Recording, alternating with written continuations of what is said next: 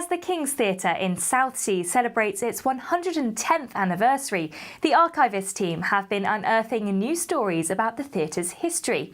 And along the way, members of the public have filled in some of the gaps by donating old show programmes and photographs. But among these artefacts are two images of big names from the early part of the 1900s, showing a well-known male impersonator and a famous comic duo. Our reporter Richard Stringer discovered the stories behind them. In 1947, the comedy duo of Stan Laurel and Oliver Hardy arrived in Portsmouth as part of a 30-week tour of England and Scotland, performing an act entitled The Driving Licence. We performed here, a 15-minute spot in the second half of a variety show. I'd only ever seen them in movies, so it was a bit like Elvis Presley coming to town. The streets were packed and they were absolutely mobbed, which surprised them greatly.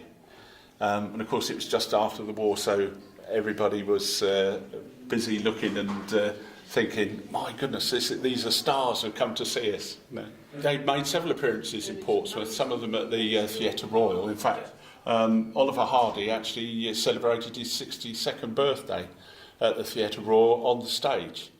So he had a party on the stage for his 62nd birthday. The theatre's been donated a photograph of the pair dedicated to a Portsmouth Dramatic Society. It was donated by Tim Hayes on behalf of his auntie, Genevieve Cowd. It's a lovely photograph. It was originally a postcard that the Laurel and Hardy had printed up to give away as a souvenir, but this is from the original photograph and it's actually signed by them, by Stan Laurel and Oliver Hardy. Oliver Hardy used to sign his with a pen that he got because he visited the Ideal Home exhibition in London, and he was presented with, at the time, a brand new biro pen, which he then signed all his autographs with. So that's how we know it's an original bit.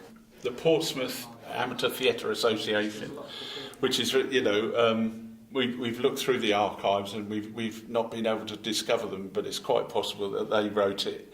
They didn't know the area, so they would have written it up as they thought. As well as the photograph, the theatre has also been entrusted to look after a portrait of another famous act to tread the boards in Southsea. And a lady came in to me, said, "Oh, I see you're Archivist at the King." So I said, "Yes." And she said, "Do you know anything about Festa Tilly?" So I said, "Yes, the great male impersonator before the war." And she was quite surprised that I knew anything about it. And she said, she was my great aunt. And she said there's a painting up in the loft that was done in the early 1900s. But she said it's too big and it doesn't look right in modern houses. We don't know what to do with it. So I said, well, we'd definitely be interested in for the archive.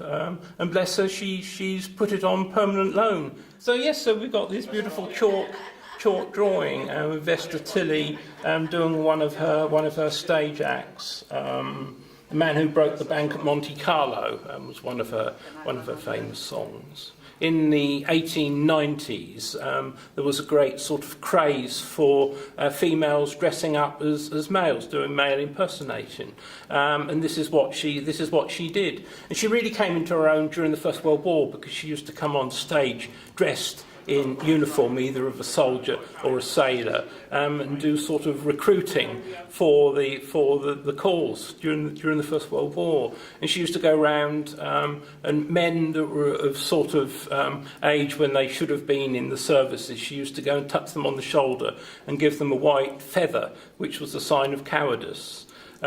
She didn't ask first whether they were for some good reason that they shouldn't have been in the services, so it must have been highly embarrassing for these poor chaps. Nice to have her back. Hopefully she would have approved of being here, and we've had a lot of feedback from people.